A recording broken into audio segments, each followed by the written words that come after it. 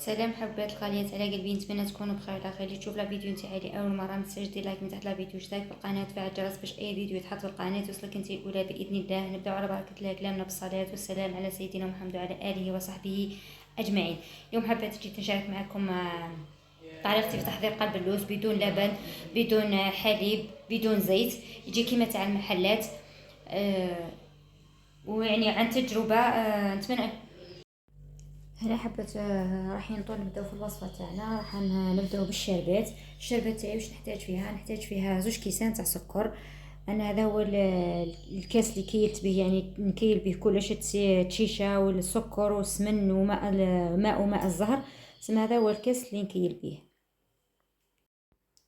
هنا حبة طول نبداو في الوصفه تاعنا. اول حاجه راح نخدموا الشربات. انا هنا الشربات تاعي واش نحتاج فيها 2 كيسان تاع سكر. دائما نكيل بنفس الكاس اللي كيلت به مع الاول. عندي الكاس الاول، هذا الكاس الثاني يقابلها 4 كيسان ماء.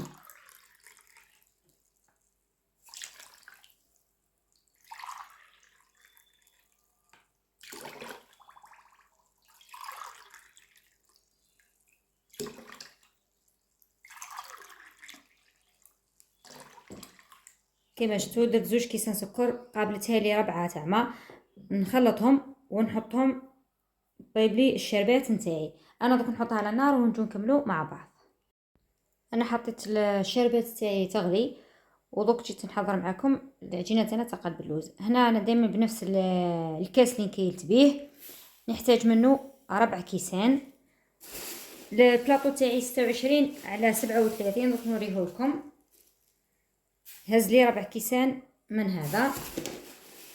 كما دائما نتوما استعملوا الكيل تاع البلاطو تاعكم، فرغوا التشيشه فيه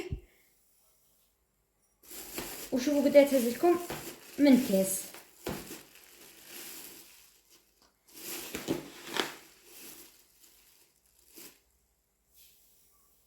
كما شفتوا انا هنا درت 4 تاع التشيشه وديت التشيشه الخشينه. نتمنى الصوره تكون واضحه. هاي لكم التشيشه الخشينه تاع قلب اللوز ماشي الرقيقه. نتمنى الصوره تكون واضحه. نحتاج 2 كيسان تاع سكر، دائما بنفس الكيل اللي كيلت به. ما عدا السكر ما تدوش الكاس حتى لفوق معمر، تدو الكاس ناقص صبع.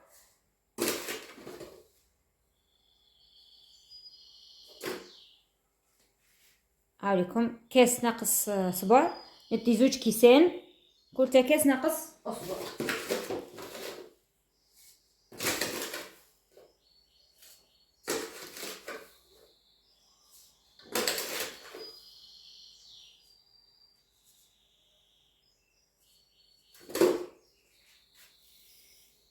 بلا ما نساو رشه الملح وشويه لافاني.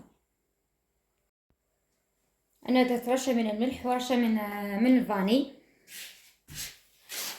نحاول نفتل مليح التشيشه تاعي مع السكر حتى يولوا لي حبه وحده.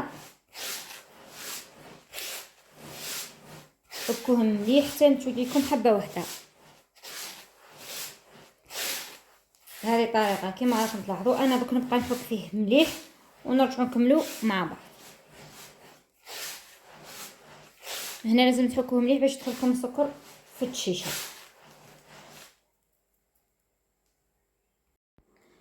هنا انا بعد ما حكيت التشيشه تاعي مع السكر ولات لي حبه واحده. هنا جيت نذوب السمن والماغارين. دوك نذوبهم وندير بهم نكيل بهم كاس باللي كيلت به نفس القياس، يعني اللي درت به التشيشه اللي درت به السكر اللي ندير به كذلك السمن والماغارين. انا هنا ديت سمن وماغارين دوك نذوبهم نعمر بهم كاس ونرجع لكم باش نكملوا مع بعض. هاوليكم انا هنا بعد ما فتلت التشيشه تاعي مع السكر ولات لي حبه واحده. جيت هنا جبت سمن وماغارين نذوبهم نعمر بهم كاس نفس الكاس اللي كيلت به كلش، نكمل نقيس به الماغارين والسمن. انا دوك نذوبهم نعمر بهم كاس ونرجع لكم باش نكملوا مع بعض. هنا لكم انا الشربه تاعي او ذاب لي السكر دوك تغلي. هي تغلي نحسب 14 دقيقه ونطفي عليها ونضيف لها نص كاس تاع ماء الزهر. دوك التغليبه كنحسب لها 14 الى 15 دقيقه، ونطفي ونضيف لها ماء الزهر. تقدروا ديروا يعني في الاول ديروا طرونش تاع قارص وتخلوها تغلي، وبعد تحسبوا لها 14 دقيقه ولا 15 دقيقه وتطفيو عليها، الشربه تاعكم تصير جاهزه. انا هنا ما درتش الليمون، راح ندير ماء الزهر، راح نضيف نصف كاس تاع ماء الزهر. دوك نحسب 14 دقيقه ونضيف لها ماء الزهر ونطفي عليها وخليها تبرد. كما قلت لكم انا هنا بعد ما فتلت التشيشه تاعي مع السكر ولات لي على حبه واحده. هنا لازم تحكوها جيدا. ذوبت هذاك السمن والماغارين، عمرت بهم نفس الكاس، نفرغوا على التشيشه تاعي والسكر،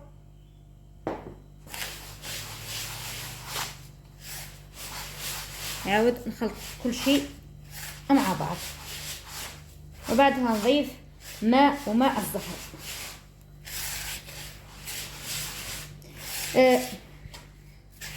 هنا راني كنت شاركت معكم في الانستغرام كذلك وصفات تاع قلب اللوز، راني مصورتهم. ان شاء الله هذا الاسبوع قبل ما يدخل شهر رمضان الكريم ان شاء الله نحطهم لكم كذلك، يعني بدون ماغارين ولا زيت ولا سمن، يعني طول تخدموا هذاك وما تخلوهش يبات. هذا هنا انا حنخليه يبات. هذوك الطرق اللي شاركتهم معكم في الانستغرام راه ما يباتش، يعني تقدري تخدميه في نفس اليوم وطيبيه في نفس اليوم. انا هذا اللي حنحضره معكم اليوم راح نخليه يبات. اللي مش مشتركه معايا في الانستغرام تروح تشترك معايا بس تلقى الوصفات ثم. كاين حوايج ما نحطهمش معكم هنا في اليوتيوب نحطهم في الانستغرام.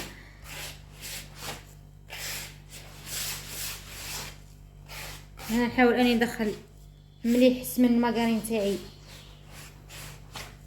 في الشيشه هذيك مع السكر، وبعدها نضيف ماء وماء الزهر.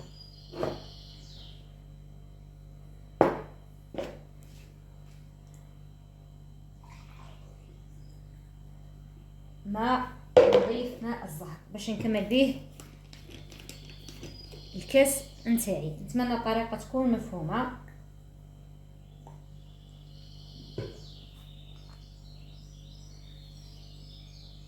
هنا الكاس الاول عفوا الكاس هذا تاعي مانيش حنستعملو كامل على مره، راح نديرو بالتدريج ونخلي شويه في الاسفل خلاص في كاع الكاس باش نكمل نرش به غدوه صباح الشيشه تاعي بل ما نطيبها. انا دوك نكمل بنفس الطريقه، يعني نضيف الماء ونخلط غير بالتدريج ونغطيه ونخليه ليله كامله. في الصباح نكملوه. هاوليكم انا الخليط تاعي هنا دوك راح نغطيه الكميه تاع الماء المتبقيه. انا دوك نغطيه وكل زوج سوايع نجي نحركو ونرشوه بشويه ماء حتى نخليه قليل برك من الماء في الكاس للصباح باش نعاود نرش به برك التيشه تاعي ونطيبها. انا دوك هنا نغطيه ونخليه وكل زوج سوايع نجي نطلع عليه نخلطو ونرشو هكذا باش نتاكد بلي السكر تاعي ذاب جيدا باش ما يجينيش قلب اللوز تاعي يابس. اتمنى الطريقه تكون مفهومه. انا دوك نغطيه ونخليه كل جوج سوايع نجي نطلع عليه ونخلطو ونرشو بالقليل من الماء نخليه ليله كامله وفي الصباح نكملوه مع بعض. هنا قبل اللوز تاعي بعد ما خليته يرتاح ليله كامله كنت قلت ساعتين نرشه بشويه ماء وماء الزهر هذاك المتبقي وخليته حتى الصباح. دوكا راني جيت معكم هنا راني خلطته شوي. هاي الكميه المتبقيه اللي بقات لي من الماء وماء الزهر. اتمنى الصوره تكون واضحه. هذه دوك نرشها ونخلط جيدا.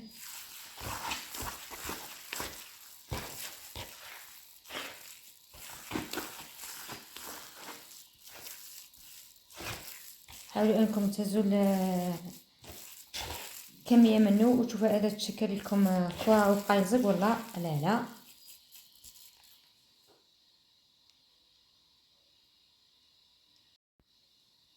انا دوك نحط القدوس تاعي على جنب.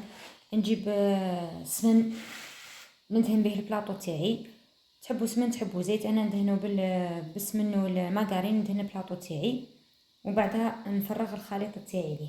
انا هنا للامانه مانيش راح نديرو محشي، راح نديرو عادي كيما نقولوا حنا هريسه. مانيش حنديرو قلب اللوز تاع الصلصه، قلب اللوز يجي محشي، ما حنا راح نديرو هريسه ماشي حنحشيه. وراني كنت شاركت معكم من قبل وصفه تلقاوها في القناه كنت حشيتو. اذا كنتو رايحين تحشيوه اقسموا الخليط تاعكم على زوج، ديروا الطبقه الاولى ديروا الحشوه تاعكم وبعد ضيفوا الطبقه الثانيه وتسويوها وتزينوا قلب اللوز تاعكم وتدخلوه يطيب. انا راح نخليه على جانب حق ما ندهن البلاطو تاعي ونرجعو نكملو مع بعض. هنا كنت هزيت كمين حبات من اللوز، شمختهم في ماء ساخن، خليتهم باتوا ليله في الماء الساخن هذاك. صباح قشرتهم وخصمتهم. تحبوا تخلوا الحبه على طولها، تحبوا تقسموهم على اثنين كيما انا.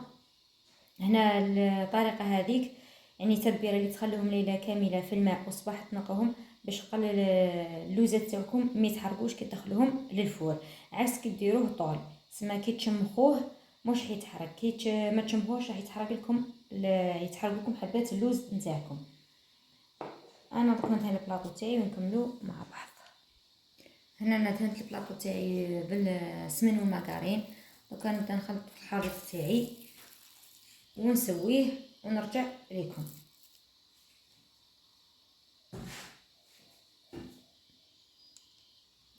هنا بعد ما فرغته في البلا دوك راح نسوي السطح تاعو.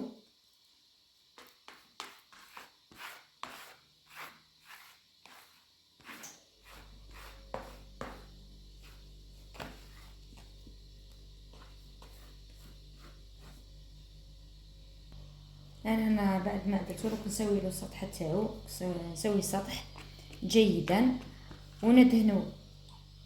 ذوبتو شويه سمن نمسحو من الفوق ونقطعو وندير حبات اللوز وندخلو للفرن. انا دوك نسويه جيدا، نسوي له السطح تاعو جيدا ونرجع لكم باش نكملو مع بعض. هنا بعد ما سويت له السطح تاعو جيدا راح نرشو بس ملي يكون ذوبتو ونمسحو من الفوق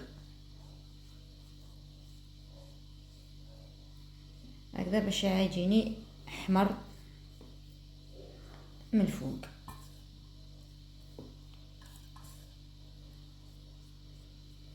نتمنى الصورة تكون واضحة.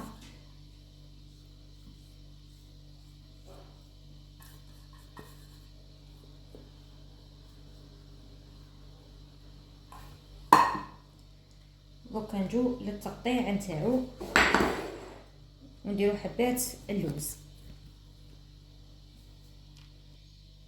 هنا بعد ما قطعته نرشك حبات اللوز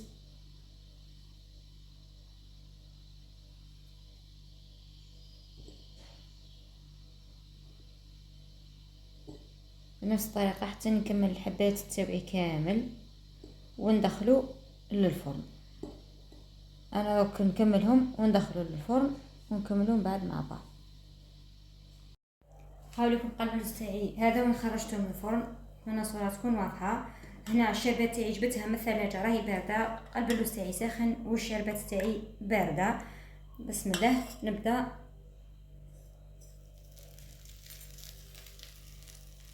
نشرب فيه.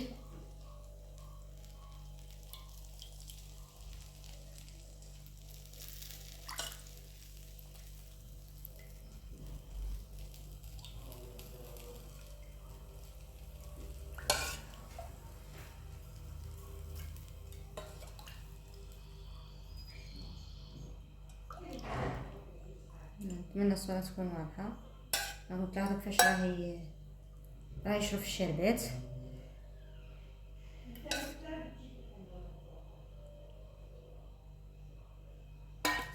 نكمل الكيله تاعي كامل تاع الشربات اللي درتها ونعاود ندخلو للفرن مادامو دافي وطافي ونخلي عليه حتى يتشرب. والله مستحسن انكم تخليوه يبات ليله كامله هو يتشرب. انا دوك ندخلو يتشرب وبعدين نرجع لكم باش نكملو مع بعض. هاوليكم انا قلب اللوز تاعي بعد ما خليته يتشرب للامانه انا هنا ما خليتوش يعني 8 ساعات او ليله كامله، خليته غير 3 ساعات وجيت قطعته هنا باش نوريكم شكله النهائي. نتوما من الاستحسن انكم تخليوه ليله كامله او من 6 ساعات الى 8 ساعات، وبعد ذلك تقطعوه باش يتشرب لكم مليح وتحصلوا على نتيجه رائعه. انا على جال باش نفيلمي معكم برك راني في 3 ساعات وجيت قطعته. هاي لكم النتيجه، ويجي معسل كيما اللي يتباع عند المحلات، خاصه اذا تبعتوا الطريقه والخطوات راحين تصدقوني راحين تحصلوا على قلب اللوز كيما اللي يتباع عند المحلات هكذاك معسل، خاصه اللي يحبوا قلب اللوز تاعهم معسل. هنا تحبوا يعني تحشيوه تقدروا ديروا الحشو في الوسط، انا هنا ما حشيتوش خليته عادي. نتوما بغيتوا تحشيوه ديروا الحشو في الوسط، ديروا طبقه ثانيه وكملوا برك الخطوات كيما درت انا. وشوفوا برك نتوما ديروا الحشو في الوسط. نتمنى الصوره تكون واضحه. هاوليكم شكله النهائي، صدقوني قلب اللوز مثل اللي يباع في المحلات. كان هذا هو الفيديو تاعي اليوم، ان شاء الله ينال اعجابكم. اذا كان عجبكم الفيديو تاع اليوم ما تنساوش ديروا جيم، بارطاجيو الفيديو مع الاصدقاء تاعكم باش تكونوا فائده. شكرا لكم على المتابعه والسلام عليكم ورحمه الله وبركاته.